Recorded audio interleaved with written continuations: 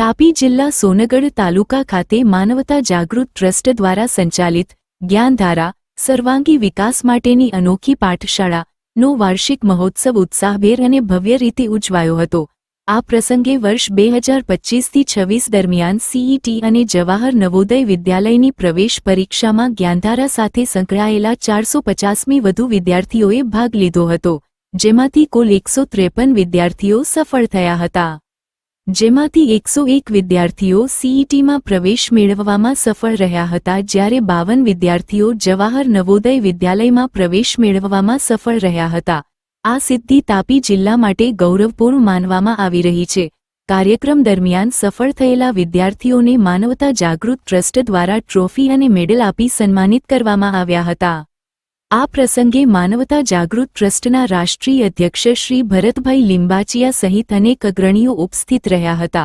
સાથે જ સોનગઢ નગરપાલિકાના પ્રતિનિધિઓ, શિક્ષણ ક્ષેત્રના અગ્રણીઓ તથા સામાજિક કાર્યકર્તાઓએ હાજરી આપી કાર્યક્રમની શોભા વધારી હતી। મીડિયા પ્રતિનિધિઓએ પણ હાજરી આપી કાર્યક્રમને વ્યાપક પ્રસાર આપ્યો હતો। મહેમાનો દ્વારા સફળ વિદ્યાર્થીઓને અભિનંદન પાઠવવામાં આવ્યા હતા, તેમજ તેમના ઉજ્જવળ ભવિષ્ય માટે શુભેચ્છાઓ પાઠવવામાં આવી હતી। નાના બાળકો દ્વારા રજૂ કરાયેલા રંગબેરંગી સાંસ્કૃતિક કાર્યક્રમોએ સૌને મંત્રમુગ્ધ કરી દીધા હતા।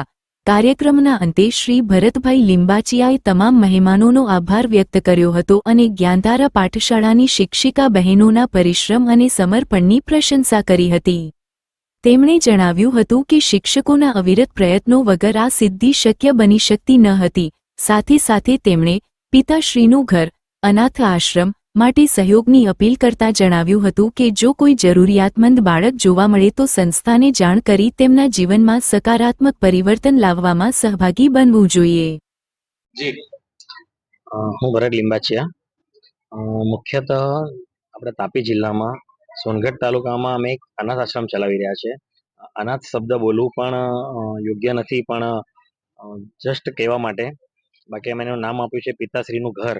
આજે 11 બાળકો અમારા પિતાશ્રીમાં રહીને, જમીને વ્યવસ્થિત અભ્યાસ કરી રહ્યા છે અને અમને ગર્વ ફીલ થાય છે કે આજે અમારા પિતાશ્રીના ઘરમાં જેનો અમે વિચાર, એક સપનું હતું કે મારા પપ્પા, મારા પિતાશ્રી આજે જે રહ્યા નથી, એમના નામે આજે અમે શરૂઆત કરીને પિતાશ્રીનું ઘર, કે જેમાં એવા બાળકો જેને માતા પિતાની છત્રછાયા નથી, એવા બાળકોને અમે માતા પિતાનો એક દરજ્જો આપીને અને તેમને સાથે રાખીને માતા પિતાનો પ્રેમ આપીને બાળકોને એવી યોગ્ય દિશા તરફ લઈ જઈએ, એવો એક નાનો અમારો પ્રયાસ છે એમાં પિતાશ્રીના ઘર દ્વારા। આ જે સંસ્થા છે ક્યાં ક્યાં આવેલી છે અને કેટલી સંખ્યા છે? માનવતા જાગૃત ટ્રસ્ટ એ 2016માં સ્થાપિત થયું હતું અને એની શરૂઆત પાલનપુર જિલ્લામાં, પાલનપુર તાલુકામાં બનાસકાંઠાથી અમે શરૂઆત કરી હતી। ત્યાં આજે પણ એક કલરવ બાળ મંદિર કરીને ત્યાં અમારું એક ચાલે છે।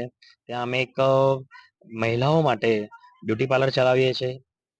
બીજું મુખ્ય મુંબઈની અંદર, મહારાષ્ટ્રમાં અમે આવેલા એવા ઘણા એવા બાળકો છે જે યોગ્ય દિશામાં ન રહીને નશો કરતા હતા, ભંગારનું કામ કરતા હતા, એવા બાળકોને અમે ગુરુકુળમાં લાવીને એ બાળકોને તૈયાર કરીએ છીએ।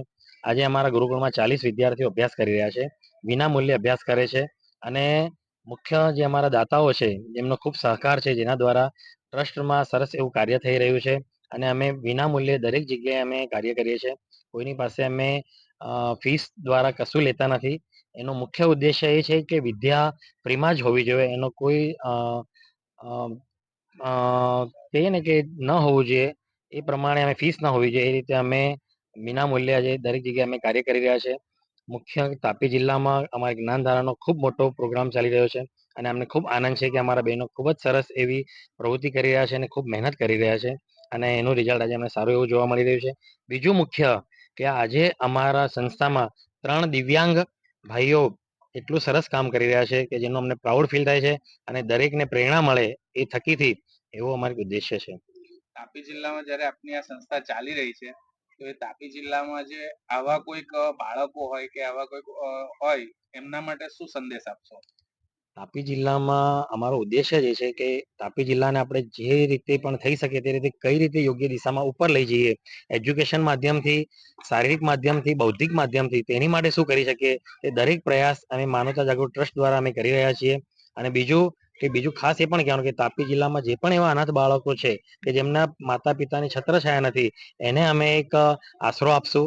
અમારી ત્યાં અમને યોગ્ય સંસ્કાર આપશું અને એમને સારો અભ્યાસ મળે, સારા યોગ્ય દિશામાં જઈ શકે તેના માટે અમે ખૂબ પ્રયત્ન કરી રહ્યા છીએ. હું હેમા વસાવા, સેન્ટર ખેરવાડા. જ્ઞાનધારા થકી અમારા તાપી જિલ્લામાં જ્ઞાનધારાનો પ્રોજેક્ટ 2023 પહેલી ડિસેમ્બરના રોજથી ચાલુ કરવામાં આવ્યો, એટલે આજથી તેમને 4 વર્ષ જેટલા પૂરા થાય છે.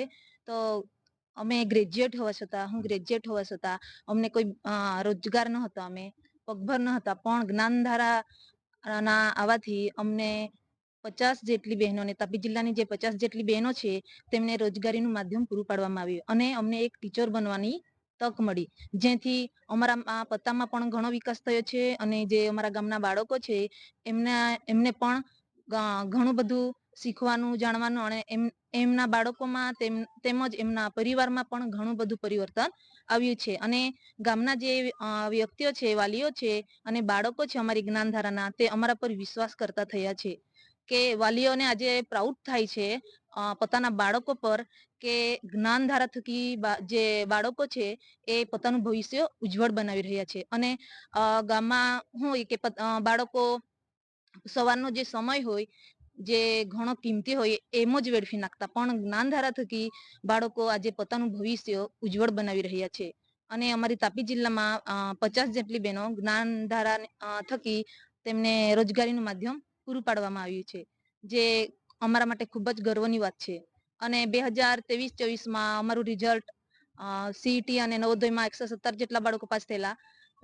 હાલમાં 24-25માં 25-26માં 153 બાળકો પાસ થયા છે, જે અમારા માટે ખૂબ જ ગર્વની વાત છે.